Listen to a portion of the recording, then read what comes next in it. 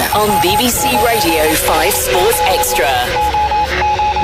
5 rounds to go in this fast and furious Formula One season, and we've hopped over the border from Texas to Mexico at the Autodromo Hermanos Rodriguez circuit in Mexico City ahead of round 20 of the championship. After Austin, Max Verstappen's advantage at the top has extended to 57 points ahead of Lando Norris. But with new upgrades for McLaren and a tough track that lies over 2,000 metres above sea level, will Mexico provide us with any more thrills and spills? Well, to guide you through all the action is myself, Harry Benjamin. Alongside me is former driver and broadcaster Tom Gaymore and the BBC's F1 correspondent Andrew Benson. Tom, welcome back to the 5 Live commentary box. We've just had a little autumnal break and then went straight into Austin, and now it's a bit of a relentless run to the end of the season, isn't it? Yeah, midway through 3 races in the Americas. And isn't it wonderful to be here in Mexico City, because out of all the Grand Prix, this has been voted Grand Prix of the Year many times, and you get that sense of where you are in the world. There is something very special about this weekend. Grand Prix of the Year, Andrew? Oh, hang on, that's the BBC's F1 correspondent Andrew Benson, who also joins us. It's all intellectual with me, Harry.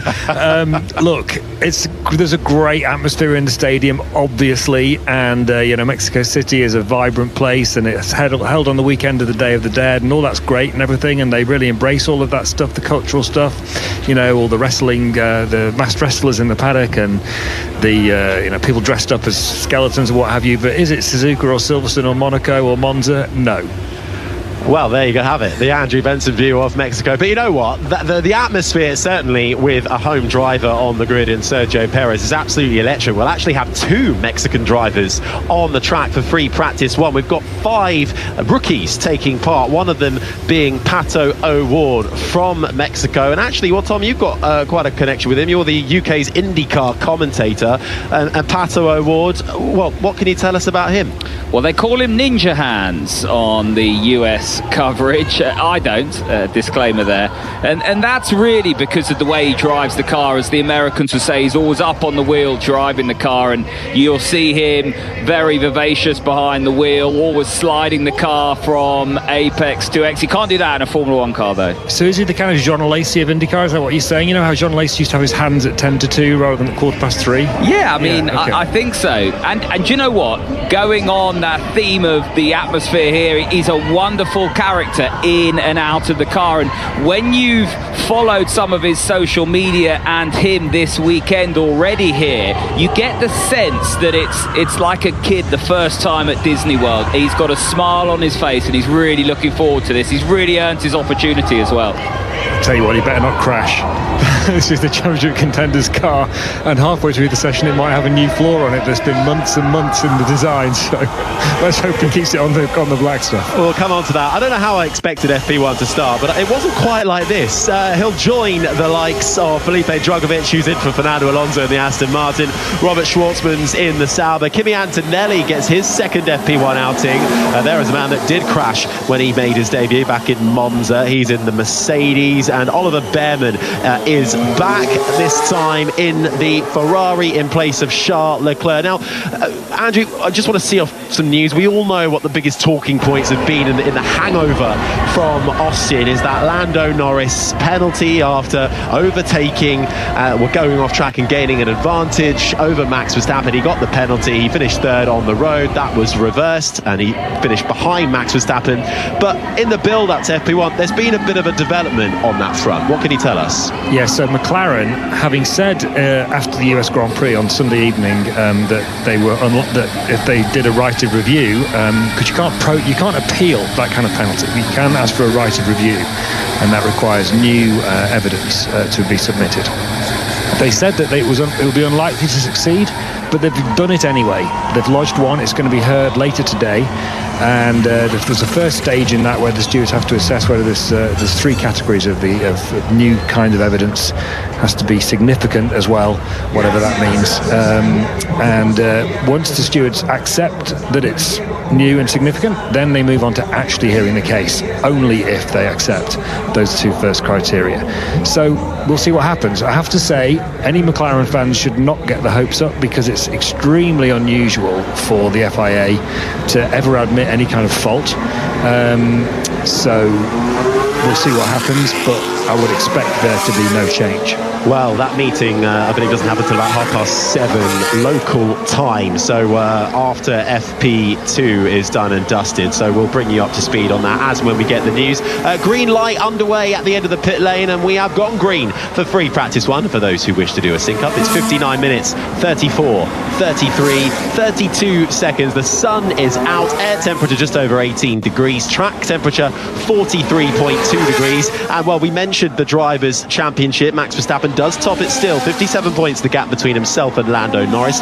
Charles Leclerc is third ahead of Oscar Piastri. Carlos Sainz rounds out the top five. And over in the Constructors' Championship, well, have we got a three-way fight here developing? McLaren lead by 40 points over Red Bull, but thanks to Ferrari's 1-2 last time out in Austin, they are only 8 points behind in third. Mercedes fourth, Aston Martin fifth, and Haas in that coveted sixth spot in the Constructors, just ahead of RB. But Williams, Alpine and Sauber all in that fight. Sauber still the only team yet to get off the mark. They are, though, only 13 points behind Alpine. So if there's a bit of a hectic race, perhaps Sauber might be able to clinch something before the end of the year. We shall see. But as the track starts to get a little bit busier, and the home hero Sergio Perez heads out from the pit lane, running down towards turn one. Well, talk of drivers, we're actually not alone for free practice one. We're so pleased to be joined by current Formula 2 Championship leader and McLaren development driver Gabriel Bortoleto. Gabriel, welcome to our 5 Live coverage. We're so excited to have you here. How are you getting on? How have you been enjoying, I suppose, watching this Formula 1 season, first of all? Hey guys, very nice to be here. Thank you very much for the invite. Yeah, it's been an amazing journey in Formula 2. We have been doing quite well in the last rounds, now leading the championship, as you said. And yeah, Formula 1 has been crazy. Many rookies joining FP1 this weekend, and I'm looking forward to see what they can do in FP1. Yeah, how does that make you feel, seeing so many rookies getting opportunities, not only full-time race seats next year, but these free practice one outings are so crucial, aren't they, in this period of Formula 1 when there's such limited testing for you guys? Yeah, I think it's very good. I've seen also that FIA changed the rule for next year, that there was an increment of FP1s that the rookies need to do next year. So I think that's a good step, you know, for rookie drivers to get used to the F1 car, and to when they get the F1 chance, they can actually perform and don't struggle that much. Now, Gabriel, one of the things I wanted to ask you about was, one of the things that's happening this weekend is that Fernando Alonso is celebrating his 400th Grand Prix. People might not know, but he's your manager, I believe. What's it like being managed by one of the greatest Formula 1 drivers of all time? Yeah, it's amazing. Fernando, I think he's one of the F1 legends, you know. I look at him, and it's a guy that I would like to be if one day I get a chance in Formula 1. After many years in Formula 1, he's still performing at such a high level, you know, putting everyone under pressure and driving like crazy. So, I mean, it's just very good to have him as a manager, teaching me so many good stuff, and giving me nice tips as well for the F2 season. Sergio Perez just starting his first flyer on the hard compound tyre. That's the noise you can hear in the background. Gabriel, how does it work with Fernando? Is he really hands-on? Is he the guy having the discussions for you, or is there a wider team? What can you tell us happens on the inside? I mean, obviously, Fernando has one season to take care of, so we have a team of 3 people working together. They are actually the 3 owners and founders of A14 Management. That is Alberto, Albert, and Fernando.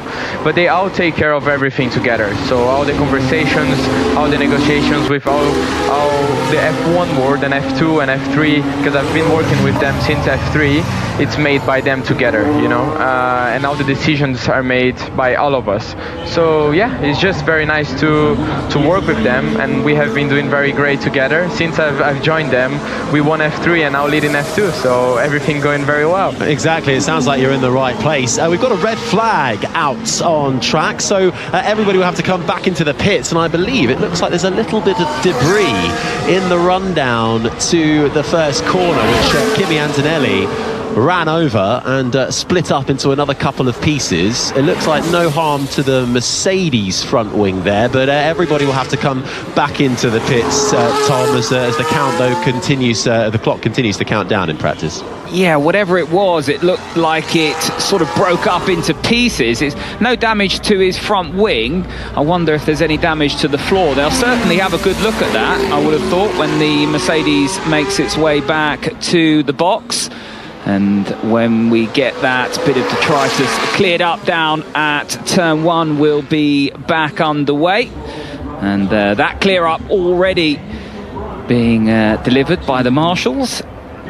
Can't quite see what it was. It looks like some kind of carbon fibre. Yeah, just like a little bit of carbon fibre that perhaps has fallen off another car. But the red flag is out. Everybody making their way back to the pits.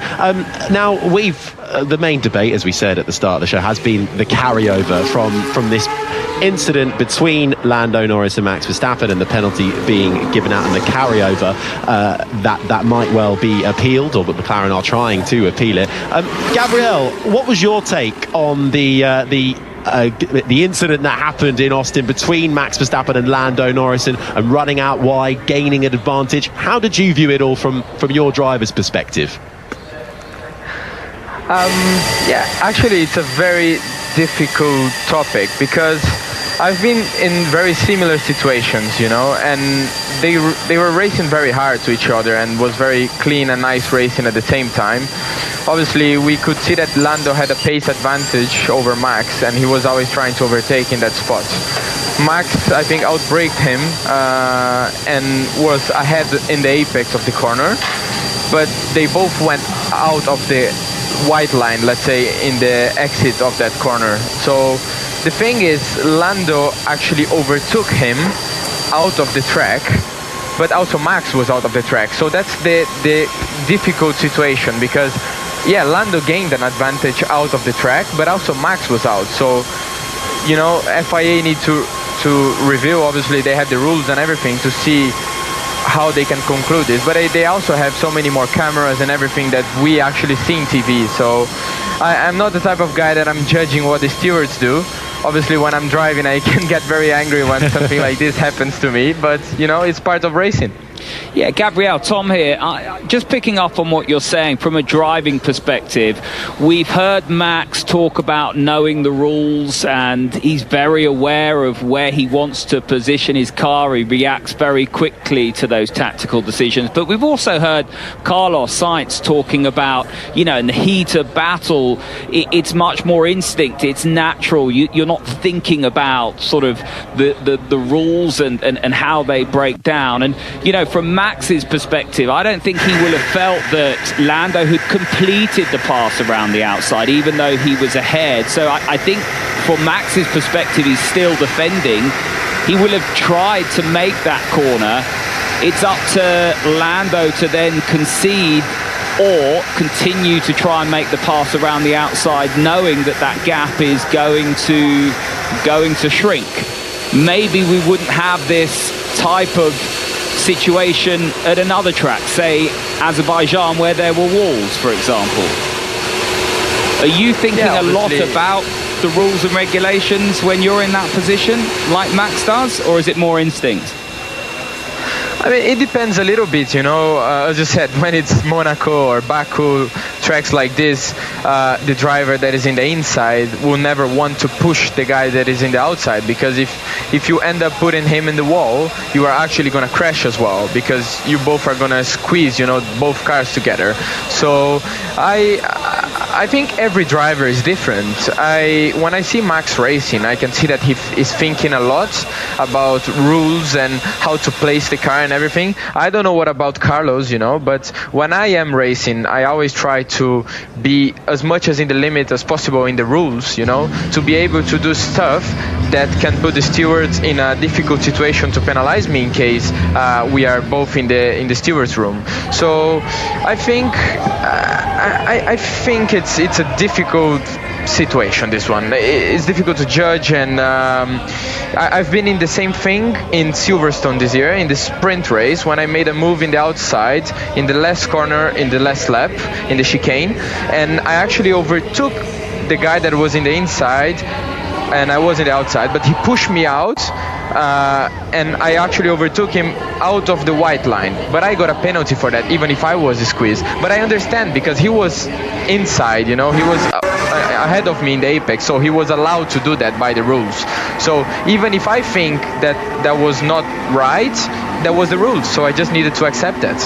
I think one of the interesting things about yesterday, listening to all the drivers talking, Gabriel, was that was how many of them agreed with one fundamental principle, which is, in Lewis Hamilton's words, he was one of many people who said it, excuse me, you shouldn't just be able to launch the car up the inside and be ahead and go off and still hold your position.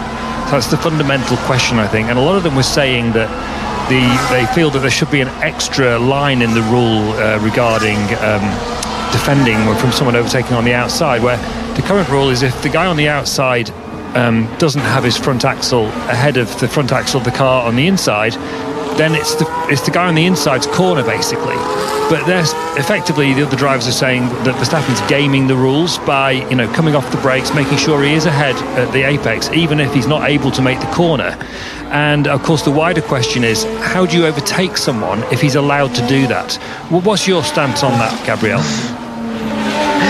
I mean, that's funny, because that's the exactly thing I've said when I went to the stewards and I had this situation, because I've told them, I said, like, these rules, I understand that's the rule, but like this tomorrow's race, then everyone that tries to overtake me in the outside, I'm just gonna launch the car in the inside, I'm gonna be ahead in the apex and I can push them out.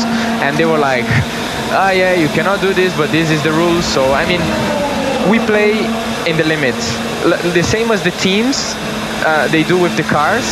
We as drivers, we need to play the same when we are driving the cars. So I mean, until they change the rules, we are going to keep playing that game, because I'm sure that if Lando was in the same situation as Max, he was probably going to do the same, or any other driver in the grid. So yeah, we play in the limit always. So perhaps the rules need a little bit of a rewrite. Well, we'll see how the appeal goes, at least in McLaren's case, later on into the evening. And of course, we'll have the BBC Sport website updated straight away when any news from that comes out. Right, Andrew? Straight away on the update. Well, it's likely to be 4 or 5 o'clock in the morning. Straight away, I want the update. I'm not sure about that tonight. But come on, you're never off the clock.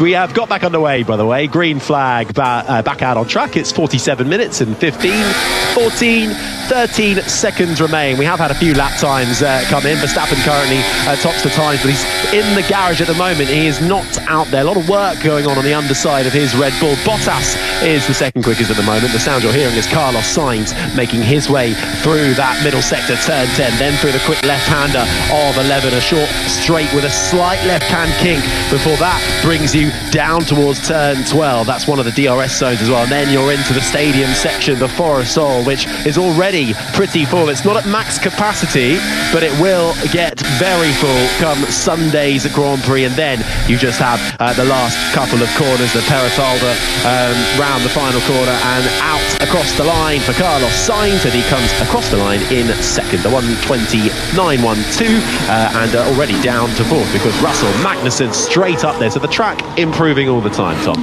Yeah, and looking at the screen, it is very, very dusty, very, very cloudy as the cars pick up that dust and debris down the front straightaway. The track evolution here is considerable, and it's a strange time for the teams and drivers because they're trying to get a read, they're trying to get a baseline review on that setup that they've rolled out for FP1 here, but it's so difficult with the track consistently getting better and better as they tick off the laps in this first session, and I think that's going to be a continuous theme through the early elements of this first free practice session and the weekend as a whole.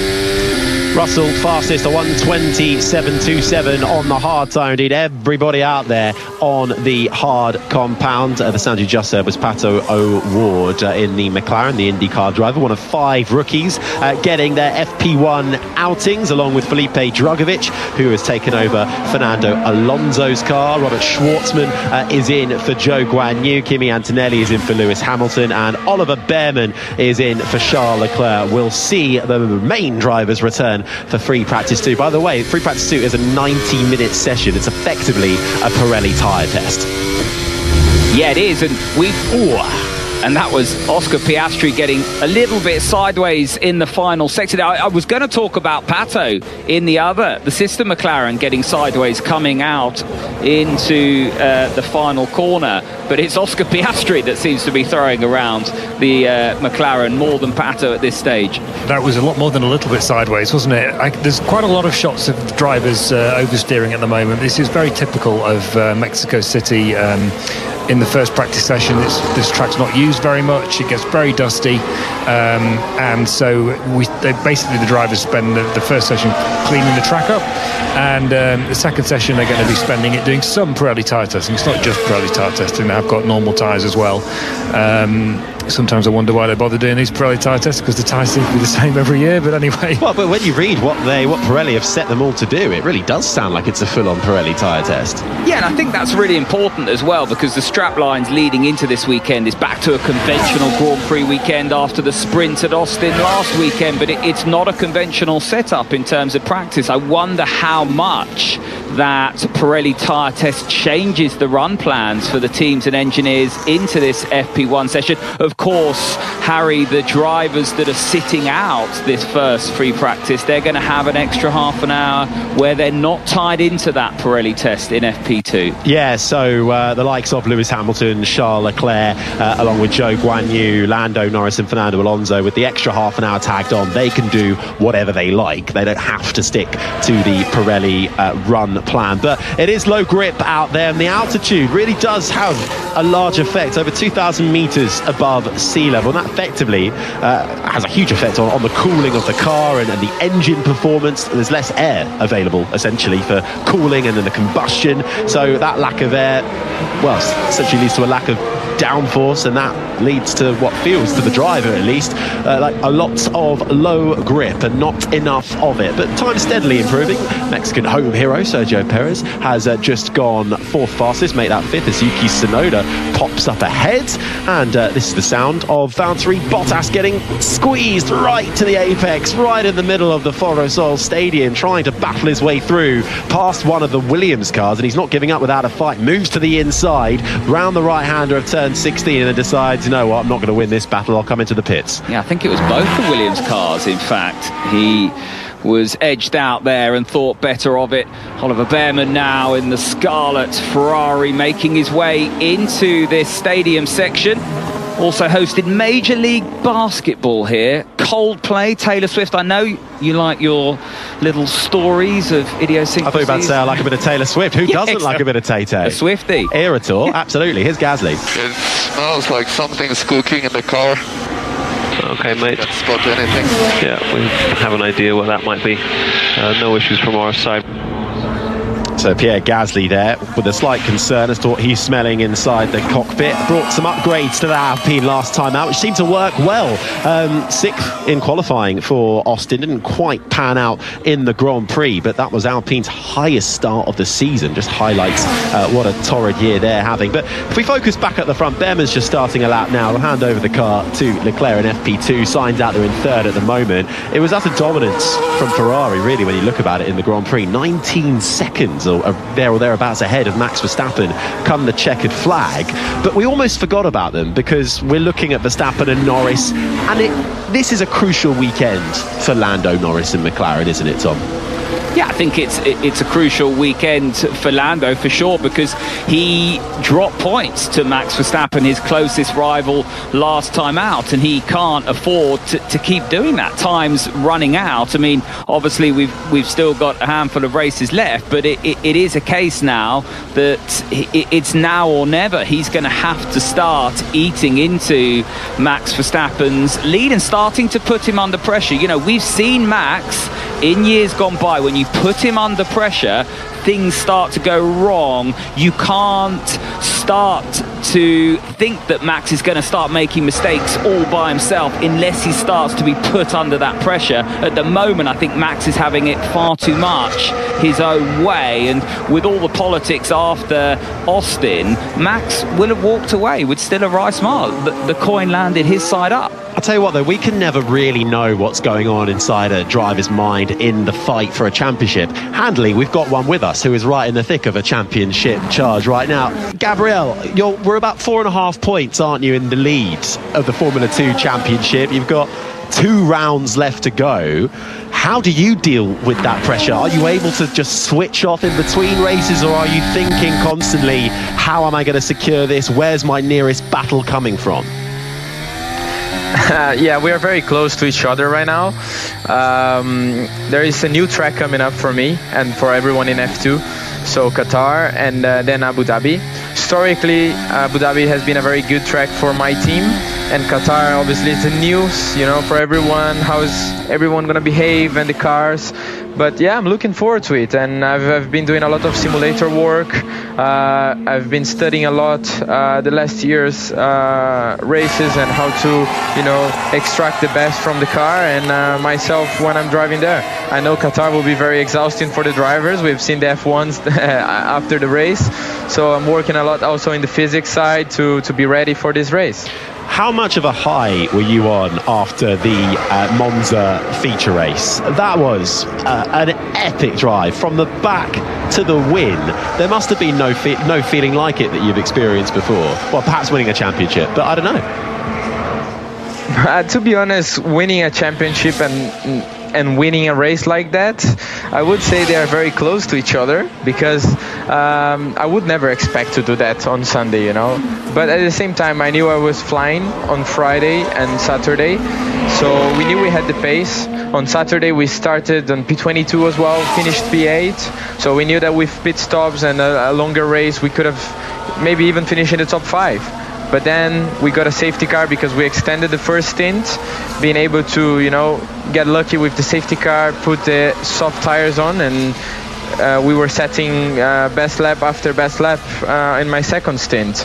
And then that was amazing, and that was, I think, a moment when I did a mistake in quali. I was like, maybe the championship is over now. And, sorry, Gabriel, just going to have to cut in front of you because we've had a crash on track. It's one of the Williams cars who has gone straight off. It's Alex Albon. Has he come together with Oliver Behrman in the Ferrari, who has also stopped on track with front left damage? Albon is very much in the wall, damage to the rear. He's gone front in. It's in that fast section through turns 9, 10 and 11. Both cars have stopped out on track with damage to the front left of Ollie Behrman, who's just stopped.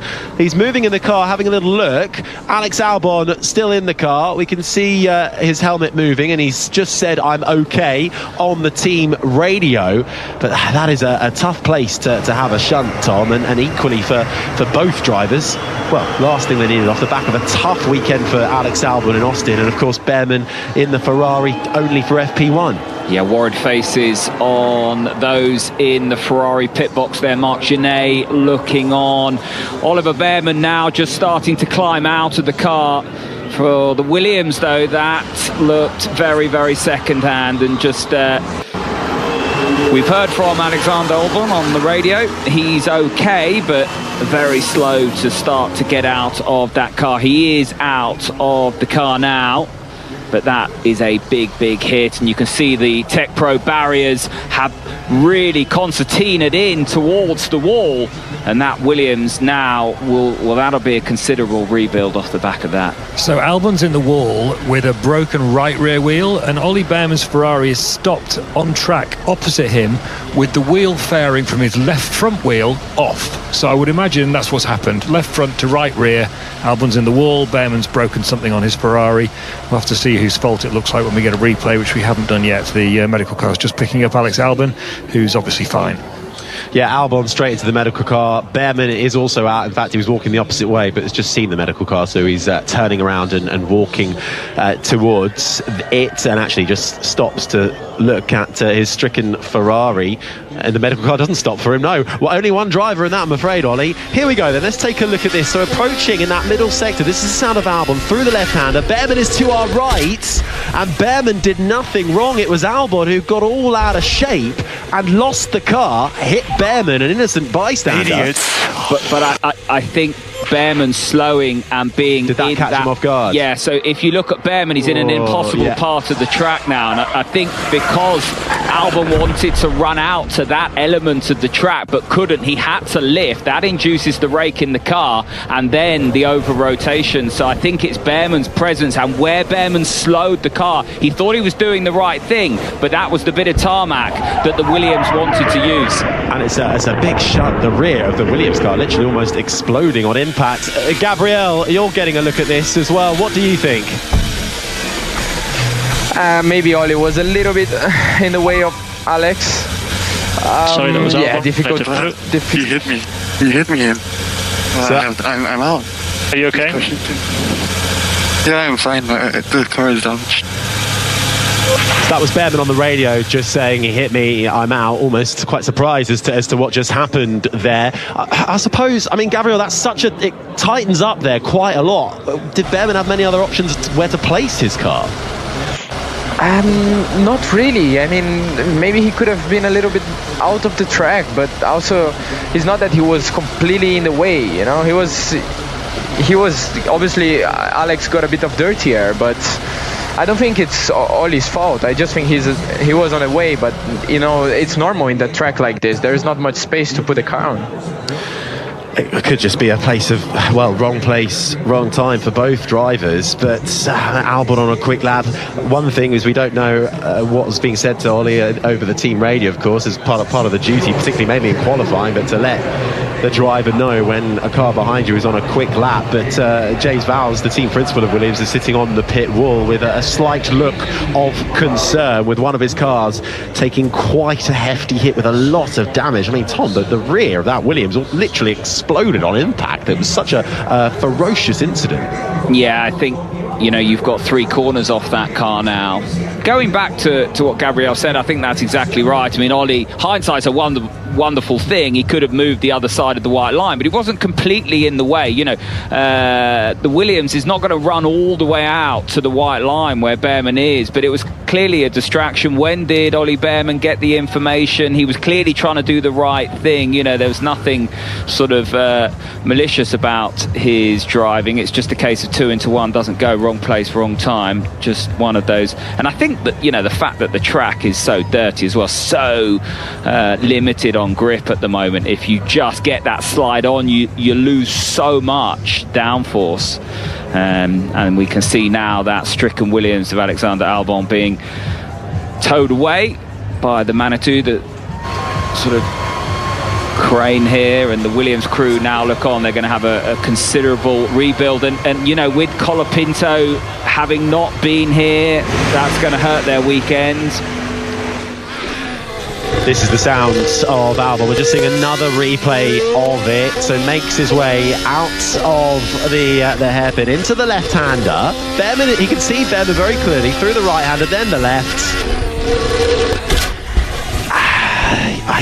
That is a tricky one. I mean, you heard my gut instinct, but I'm not a racer. Gabriel, you've seen it again. Further thoughts? No, same thing. Honestly, he had hard tires early in the session. Track is very dirty. I don't know. Maybe he could just back out a little bit more. I don't know. I don't want to say anything wrong. I've never been in Mexico before, but it's difficult to judge. I don't think there was a Ollie mistake or Alex. It happens sometimes. Yeah, as Albon went through the left-hander of 10, you could just see the back end stepping out of him, and then tried to correct it, and that swung him back round into the path of the Ferrari of Oliver Bearman, and we're getting some brilliant shots of shock from the Ferrari team garage. Of course, that does put Williams now one car down for the rest of free practice one, and they've been having a decent run of it. Here's Schwartzman first. Oh my god, big one. Oh my god, I think Beerman did something to someone. Copy that. That was what Robert Schwartzman, who's in the Sauber, had to say. Well, I mean, he was the first car on the scene. I think he might have thought Bearman had something to do with that. He's not sitting on the fence, is he? No, he might want to watch a TV screen, though, afterwards. But Schwartzman running his own programme in the Sauber. Albon, though, that car gets wheeled away. He's scored in 2 of the last 4 races. His teammate, of course, till the end of the year, Franco Colapinto, has been really impressing so many people. In fact, everybody up and down the paddock. He's scored in 2 out of the 4 Grand Prix that he has run so far. He's actually running a really nice helmet tribute this weekend to Carlos Reutemann, the last Argentinian driver to win in Formula One. But Gabriel, seeing somebody like Franco Colapinto doing so well, how do you look at that? Because obviously he wasn't really in the F2 championship hunt, but does that sort of give you a bit of confidence, highlighting how strong the F2 drivers are right now? For sure it does. I think the championship this year has been one of the strongest grids. We have a lot of generations coming up together, so I think there's 3 F3 champions in the grid this year, and many other good drivers like Franco. Franco has been doing an amazing job in F1, putting Albon under a lot of pressure, just seeing that, it gives me a lot of confidence, that if one day I get an opportunity, I can do very well. Can I just ask you, Gabriel, how well do you know Pato O'Ward? Is there any sort of collaboration with what's going on with Arrow McLaren over in IndyCar and the junior program, or not? I don't know him so well. I think I've met him only once or twice, but I've never actually spoke with him much. But I know he has been doing a very good job in IndyCar, and it's nice to see him in an FP1 in Mexico. I know he has a lot of fans there. Yeah, he absolutely does. There's the hat Pato Who, which is an in-season joke, but seeing together with Perez a huge following for the 2 Mexican drivers leading into this weekend. So, Gabriel, we're getting a lot of F2 drivers coming into F1 next year, or even this year in the case of Colapinto. Ollie Bearman's going into Haas, Kimi Antonelli's going to Mercedes. What's the situation with your future? I think I'm very focused in F2 right now, because I know that if I win F2, I will have my chance at some point, because that's why F3 and F2 exist, right? I've won F3 in my rookie season. I'm leading now F2 in my rookie season as well, and I'm sure that if I finish in a high like I am now, I can actually step up to F1 and do a good job there, And if I don't get there, I don't know why F3 and F2 are there. So yeah, I'm just focusing on doing the best job I can in F2, and I'm sure that I will get my chance at some point, because that's always happened in the past. Well, you are indeed 4.5 points ahead of your nearest rival, Isaac Hadjar, who is will be a known name to everybody, who's had a couple of free practice outings in the Red Bull and the RB, and of course is a Red Bull junior driver. But you have such a close affiliation with McLaren, Gabriel, as Tom was saying. You're the development driver, and you have actually had a bit of Formula One running this year, haven't you, in some older machinery. What was that like, your first taste of F1? Man, it's amazing. That car is, I think, is the biggest step I've ever done in my life. I've never felt something like that before, you know. The first braking I did, I think I broke more or less in the same place as we do in F2.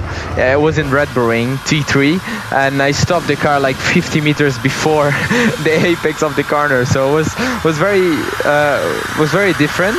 I took some like 1 or 2 runs to get used to the braking and high-speed corners, but after that we've done a very nice work. It was a dry session for the whole day, and I managed to do a lot of laps, a lot of sets of new tires with Jose. That is, it's the guy that is always following me during my F2 season.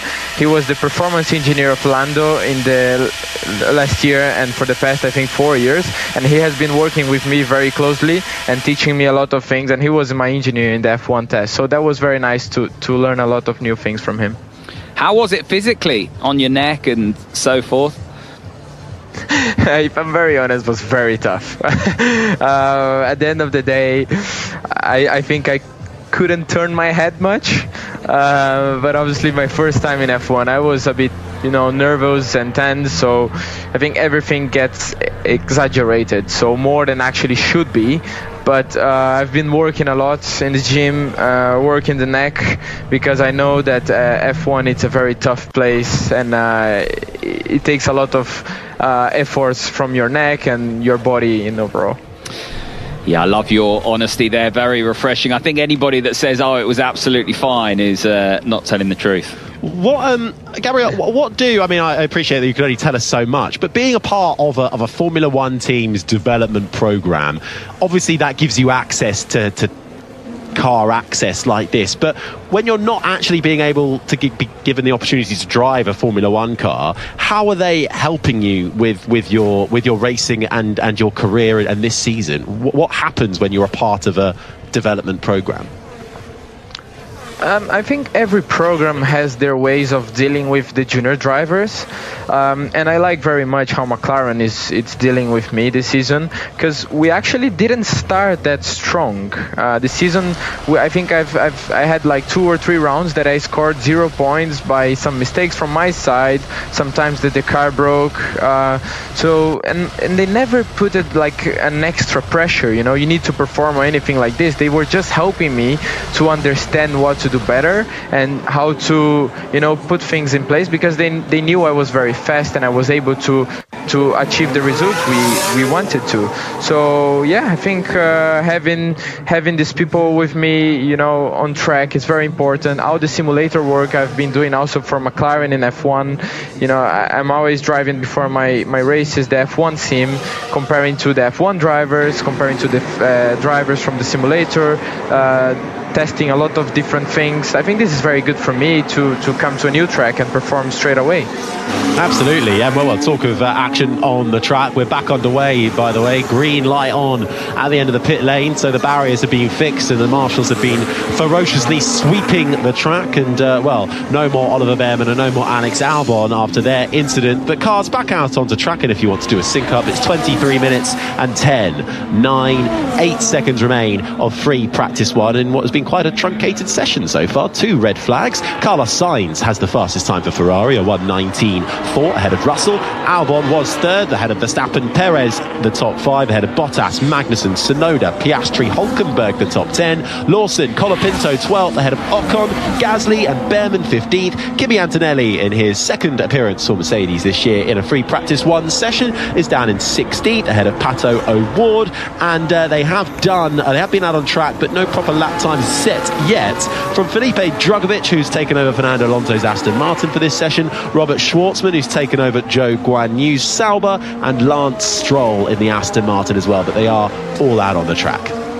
there's a wave of dust coming off of the tyres and out of the rear diffusers of these cars, especially when they go offline. And, you know, that takes a huge amount of time to get that off of the tyres as Max Verstappen tried to go up the inside of the Ferrari of Carlos Sainz into the stadium section. You'd think this is the race. They're having a right old ding-dong, aren't they? It's happened all the way from turns 4, 5 and 6 through the S's. Verstappen's been trying to get past, and Sainz has been going, no way, buddy, you are not coming past me, not a chance.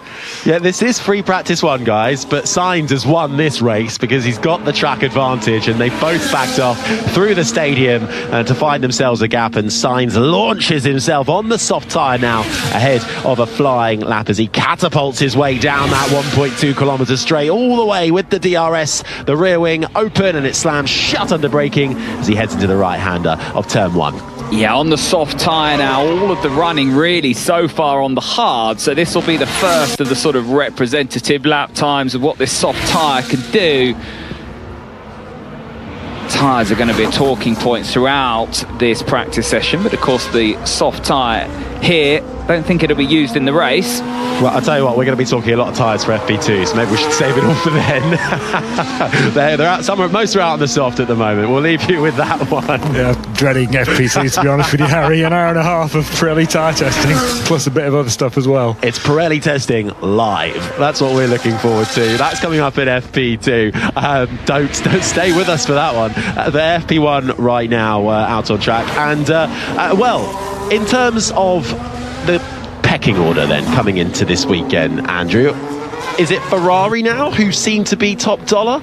Well, I think Austin was a really, really important race for Ferrari because they had to put a new floor on their car in Monza, and it was aimed at solving the problems that were introduced by another new floor that they put on in Spain. And the car was obviously really competitive in Monza and Baku and Singapore, 3 consecutive races. Leclerc won Monza. He arguably should have won Baku. He could have won Singapore potentially, except he messed up his qualifying. So they went to Austin Ferrari wondering whether this floor would work at that kind of track, because Monza, Baku and Singapore were sort of Ferrari tracks, if you like, slow corners, short duration, the sort of corners that the Ferrari really likes, whereas the McLaren and the Red Bull have different strengths. So to go to Austin and be basically the quickest car in the race, not in qualifying, but in the race, was a huge boost for Ferrari. It basically said this floor really works. And now we come to Mexico, and again, high downforce track, lots of slow corners. Only the S's, where Albon's just crashed, they're the only quick corners really at the Mexico City circuit, and even they're not that quick compared to some places, some of like the S's in Austin, for example. So I would expect Ferrari to be really competitive this weekend, and that's good news for Lando Norris as long as he can beat them, because he needs them to beat Verstappen, and also for him to beat Verstappen and ideally be ahead of the Ferraris, because he really needs to start making big inroads into that lead, otherwise it's all over. Nearly 12 points a race he now needs to win the championship, and that's really difficult to do without Verstappen retiring. McLaren, it's worth mentioning, have a new floor this weekend. That is something they've been working on for a long time. I remember talking to Andrea Stella, the team principal, about this floor in Hungary. And they've been waiting to introduce it until they're absolutely sure it was going to make a difference. I'm still being told that it's still at a relatively early phase of development, that there's more to come from it, but they felt it was enough finally. They were confident enough in it making a difference to bring it to this race. It's on Lando Norris's car only. It's not on Lando Norris's car yet. Pato O'Ward is driving that for this session. The plan going into the session was that O'Ward would not have the floor on for his first run, but it may get fitted for his second. Whether all these red flag stoppages are going to have changed that, I don't know. I tell you what, if I was McLaren, I wouldn't be putting it on a Pato O'Ward's car. I'd be too scared. Yeah, exactly. Because even though will have been told to be sensible, you just never know. Look what happened with Alex Albon and Ollie Bearman. You would never have predicted that would happen, right, in first practice. So it's going to be interesting to see how that McLaren floor goes, because of the amount of work that goes into it. I think even though they're saying, we're still at the early stage of development, I think they wouldn't have brought it finally to a race if they didn't think it was going to make relatively substantial difference, although you have to bear in mind that they needed to bring it at some point because they're running out of races to bring it to. Looking at the form guide, though, it's making experts like yourself, it's your life difficult around what to expect throughout the weekend. So if we go back to Austin, it was Max Verstappen who looked very, very good over a lap, and actually the Ferraris didn't look great over one lap, but their race pace was phenomenal. And we saw Russell pop up on the front row. We saw Hamilton have his issue in qualifying, but their race pace, for example, went completely the other way. And the form guide's quite difficult to predict now. Well, I think you're right in one way, and not in another. I think so. Hamilton, for example, was saying yesterday Ferrari have been quick for a while, and he thinks they've been consistent. I don't think that's entirely accurate either, because they definitely had a dip in the middle of the season. It's a bit of a pattern for the Ferrari this year that it's not as quick in qualifying as it is in the race, because their issue last year was the other way around, and they tried very hard to fix that with this year's car, and obviously it's been successful.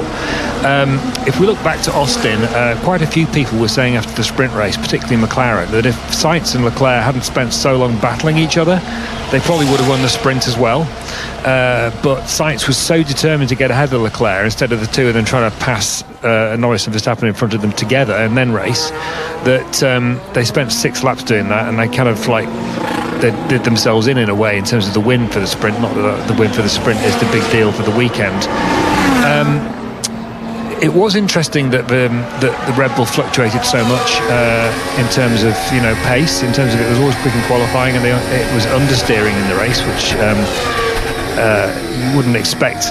Obviously, Max Verstappen doesn't like understeer, but normally they're quite good at getting that balance. But you often see this on sprint weekends with teams not quite getting things right. As for Mercedes, then I think they're just in a bit of a difficult place right now. They had a new floor on the car in Austin again.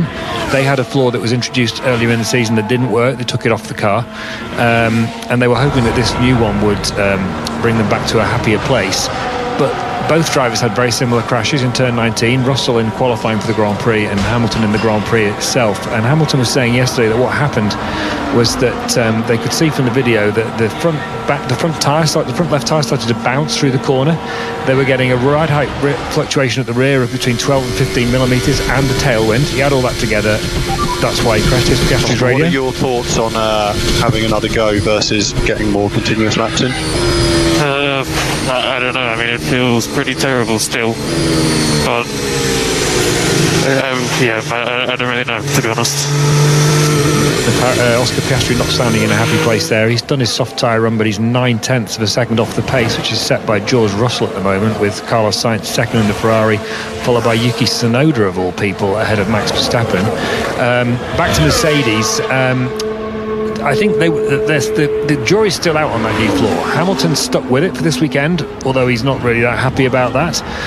Russell can't, because he broke his, and Hamilton was kind of joking, I wish we had swapped in a way, because Russell had offered to swap, and Hamilton was like, no, I'll take it, but I'll keep the new shiny bits.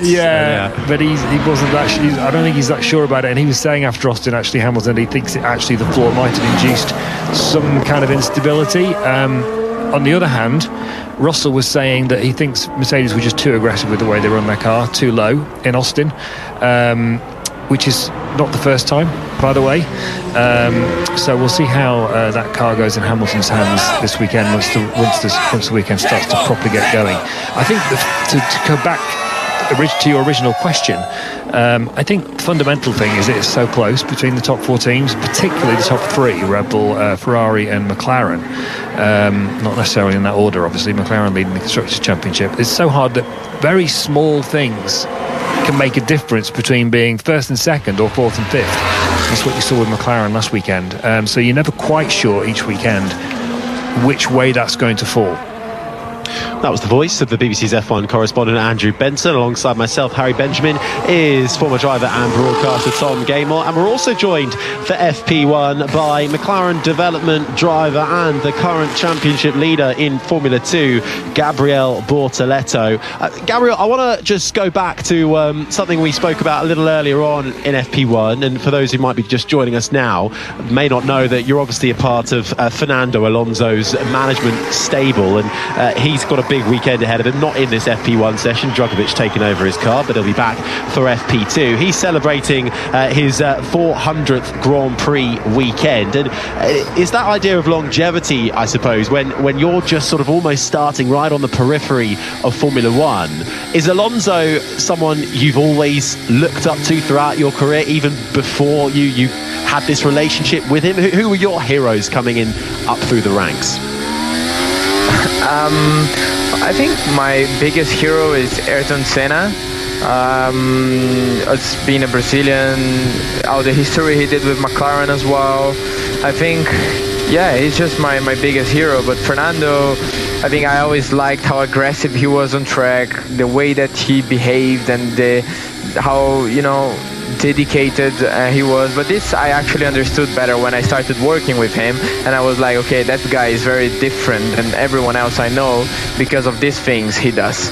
So yeah, I think for sure he's a guy that now, knowing him much better, I want to follow his steps and try to be one day a bit of the driver that he was, you know, and he is right now. Gabriel, how does Fernando advise you? Does he actually give you driving advice? Because every driver's different, right? And he has a particular driving style which is different from, say, for example, Max Verstappen or Lewis Hamilton. And you, I don't know about your driving style. I haven't watched you that much in F2. Yours may be different again from Fernando's.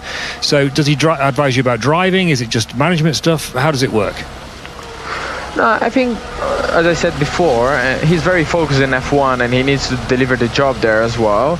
And driving an F1 car is very different than driving a Formula 2 car. So what Fernando always helps me is, for example, a new track or, you know, a new situation for me, and I don't know what to do. I just ask him, you know, like Qatar for sure, I'm going to ask him some tips or any advice that he can give to me. When I remember when I jumped in F3 for Monaco, he gave me some tips for Bahrain as well. So I think it's more about, you know, new tracks, how to behave with the team and things like this. But obviously he's very focused in F1, so it's not that we can always talk during the weekend.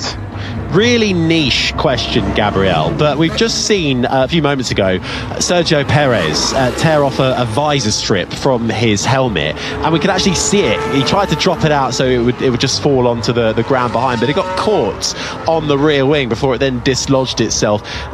Always in Formula One, since I've watched it, that always seems like the most, you know, we think of Formula One as the pinnacle and the best of technology. That to me always seems like the flimsiest of designs, because that could so easily end up in a side pod, lead to overheating. How do you get rid of your tear-offs, I suppose, is the crucial question I'm asking here. And in my case, it always gets stuck in the halo. So what I do is I always try to put my hand above the halo and drop it, and hopefully it's not gonna get stuck in I don't know, in the brakes or in the rear wing or something like this. That's why I also avoid a lot taking out tear-offs during the race, because I'm always scared, especially after what happened, I think, to Max in Spa a few years ago, that I think they got overheated or something like this because of a tear-off. So yeah, there's got to be a better way, surely. This is top tier FP1. Windscreen wipers on the visor, Harry. Are you going to design some? Well, I reckon if I did, I would be a lucrative man. I think that's the way forward to go, isn't it?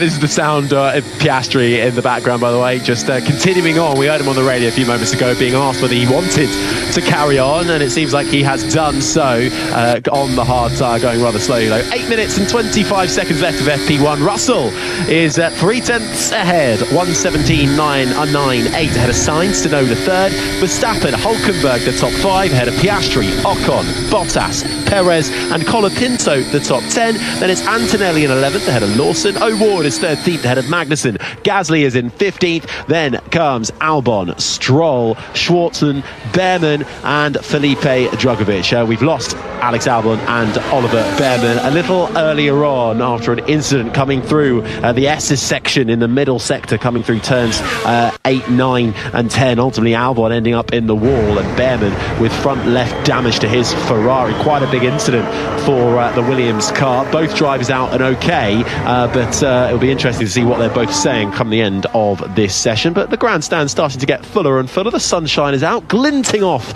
the Aston Martin of Lance Stroll, who's down in 17th at the moment. But have we learned much in this session, Tom? Yeah, well, the flurry of soft runners, the majority now electing to get back on the hard and try, and as the track evolves, Verstappen's radio. There's something wrong with the engine, mate. I don't know. Not behaving nice. Stand by. Yeah, I have no power. So Verstappen then on the radio, no power, something wrong with the engine. We know altitude can play a part, Tom, with engine issues, but this will be worrying for Verstappen and Honda. Yeah, I mean, obviously, with the altitude, less air molecules, that kind of thing, cooling's an issue, but it's the turbocharger that has to work hard because that has to compensate for the loss of power. This doesn't sound like a particularly fit and healthy Red Bull racing car at the moment. Max Verstappen just trundling through the final few corners to get to the stadium section and then back into pit lane. This will, of course, be music to McLaren and Lando Norris's ears, of course, because Lando Norris needs a win here, really. Or he needs something to happen to Max Verstappen. Even if Norris finishes ahead on the road, the points differential doesn't seem like it's going to be big enough to take this at least down to the wire in Abu Dhabi. Do you know what? He needed something to cheer him up because we saw him just slouched against the wall in the McLaren box earlier on. It's such a strange sight seeing Lando Norris out of the car as Pato O'Ward's in the car, of course, whilst his main championship rival's pounding around. So to see his main championship rival now not pounding around and with a potential problem, that's only going to, I wouldn't say bring a smile to his face, but raise his spirits as the Red Bull now is put up on the dollies and wheeled back into the garage. Gabriel, how have you managed to spend much time as part of your development role with McLaren seeing or talking to Lando Norris and Oscar Piastri, or how do you look at those two as a driver pairing for McLaren? I think they're probably the best duo in the grid right now. I don't talk to Lando much. Obviously, when I am around in the track or in the factory and he's there, he always stops to talk to me.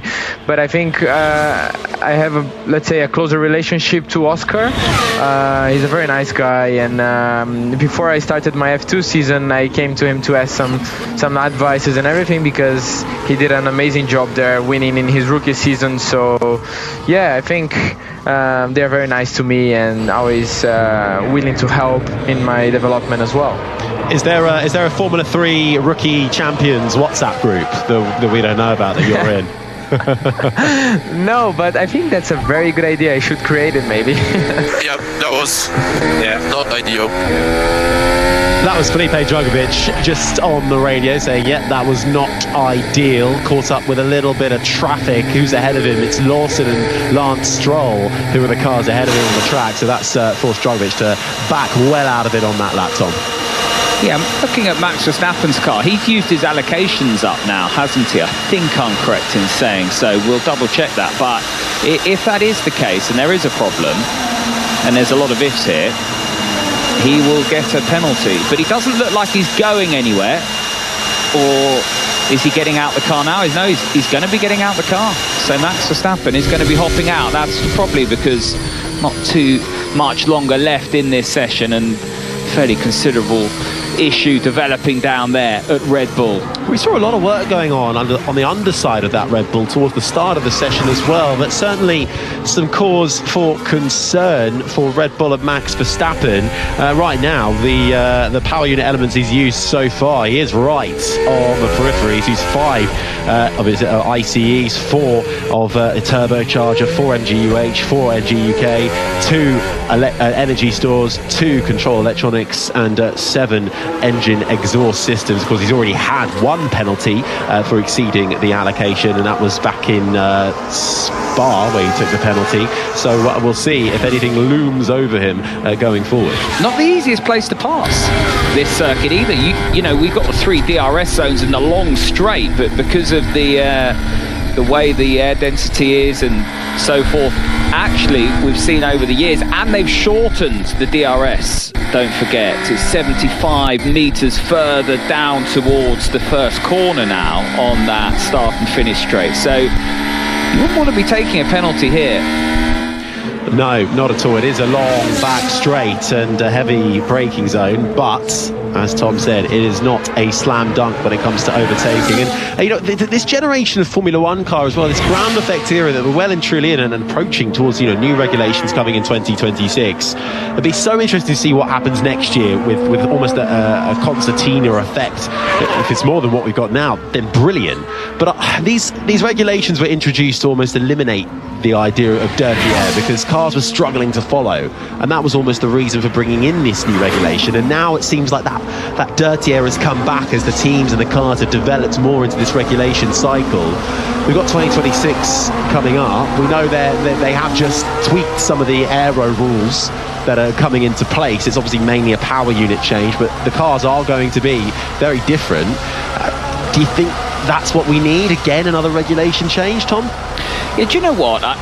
Listen, you'd have to rewrite the laws of physics to completely eradicate the dirty airflow situation. And obviously, you know, what we're talking about here is trying to get more towards that mechanical grip, that tyre grip, as opposed to the sort of aerodynamic efficiency of the cars. They're always going to have an aerodynamic efficiency because of the very nature of the car. It's got wings and a floor and so forth. So listen, you're always going to struggle to a certain extent with that, and we have through the ages. We can do certain things to improve that, but what's always really challenging with everything that we do in Formula One is we get to the end of a rule cycle, the field concertina's up, and then the rules obviously change. Well, it's interesting. Gabriel, if you were the man in charge, how would you go racing in Formula One? What would you want to see as a driver from the cars that you might get to drive in the next couple of years? Obviously, I wanted to drive the fastest cars ever made in F1, but that happened in 21.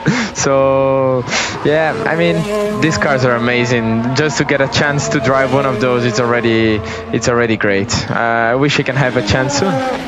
Well, Gabriel, look, we've coming to the end of the FP1. Of course, we got next weekend in your home country, in Sao Paulo, in Brazil. I imagine that might be a bit of a busy one for you. Yeah, it's gonna be. I'm gonna be there with McLaren, doing some commitments with the sponsors and everything, enjoying the race weekend with the fans there and everyone supporting. Yeah, but I'm looking forward to it, and hopefully it will be a good weekend for McLaren there as well. Absolutely. Well, look, Gabriel Bortoleto, thank you so much for taking the time to be with us. You're going to have to come back, right? Thanks for having me, guys. Whenever you want. That was amazing. At the beginning, maybe a little bit nervous, you know, to talk with you guys. I'm always listening, so yeah, just nice. Thanks for the invite, and whenever you guys want, I can be back. Nervous? You'd never know. You were great. Thanks so much. Thank you, Gabriel Bortoleto. That was your FP1 outing for us, and you passed the test, so we'll see you again soon. Gabriel Bortoleto, the current leader in the Formula 2 Championship, and of course the McLaren development driver, a man that is being linked to a seat in Formula 1 next year, and also now being linked to a co-commentary role here at BBC 5 Live, so we'll see how that pans out for 2025. He's got options, has the Brazilian. That was brilliant. Gabriel seems like a lovely chap, doesn't he? You can still hear us, I think, so of course I'm going to say that. But, you know, a young guy, it's a real good time to be a rookie right now. It seems like Formula 1 is really seeing a rise of rookies. Yeah, Yeah, let's not forget it's not his mother tongue either, you know, to actually come on here and talk so eloquently and intelligently about the strategic and tactical nature of the sport, the technical side, his racing, everything. You know, for a young man to be doing that, it takes a huge amount of maturity and skill, and you know, it's a testimony to where these young drivers are now. They're very, very developed as young adults, and he's obviously got a very, very wise head on young shoulders. He certainly has. Well, let's see if we do see him in a race seat again, or at least it'd be good to see him getting a Friday FP1 outing on the track as well. I'm sure there are bright things ahead for Gabriel Bortoleto. That is the end of free practice 1. It's George Russell who ended up fastest, 3/10 clear of Carlos Sainz in the Ferrari. Yuki Tsunoda ending RB's day up in third, ahead of Max Verstappen, with engine problems for Max Verstappen. Is that something that is going to expand into us and more to worry about? We shall see. Nico Hülkenberg rounded out the top 5 ahead of Piastri, who also wasn't having a particularly happy FP1. Ocon, Bottas, Lawson and Sergio Perez round out the top 10. Franco Colapinto 11th ahead of Kimi Antonelli in his second FP2 outing, a lot quieter than his first one back in Monza. He ends the day in 12th. Pato O'Ward in for Lando Norris, down in 13th ahead of Kevin Magnussen. Gasly, Stroll the top 16. Alex Albon with that crash into Oliver Behrman at the start of the session, that saw him and Behrman out early doors. Did end at 17th ahead of Felipe Drugovich. Robert Schwartzman in for Zhou Guanyu in the Sauber, down in 19th, and Oliver Behrman 20th and last, only getting 7 laps on the board in his Ferrari car. I mean, I'm still way too far from the limit, but it was good. Thanks, guys. So Felipe Drugovich there, just reiterating how he wasn't really close to his limits, certainly down in 18th along with Schwartzman. So more to give for a former Formula 2 champion in Felipe Drugovich there, now getting wheeled back into the Aston Martin garage. There was talk that he might have to come in for FP2 as well, because Fernando Alonso was actually pulled from Thursday media events, not feeling very well, but the team has said he's in the paddock and should be taking part in FP2 as it goes. Well, at the end of that session then, Tom, it's advantage Mercedes and George Russell, it seems. Yeah, very strong session for George there in the Mercedes, but you know, I was just talking to our expert next to me here, Mr. Benson, and you know, there is a big disparity between the teams. You know, looking at RB, good session for them, but is it too good to be true too early? Obviously a lot of track evolution at this stage. We move next to the Pirelli tyre test, of course, FP2. But Antonelli and O'Ward both with the same time, and 19.2 there. And for O'Ward, only a couple of tenths away from Oscar Piastri. So I think he'll be reasonably pleased with his session. You know, next time you two and Benson talk, you can do it on air as well. My thanks to Andrew Benson, to Tom Gaymore, and to Gabriel Bortoleto.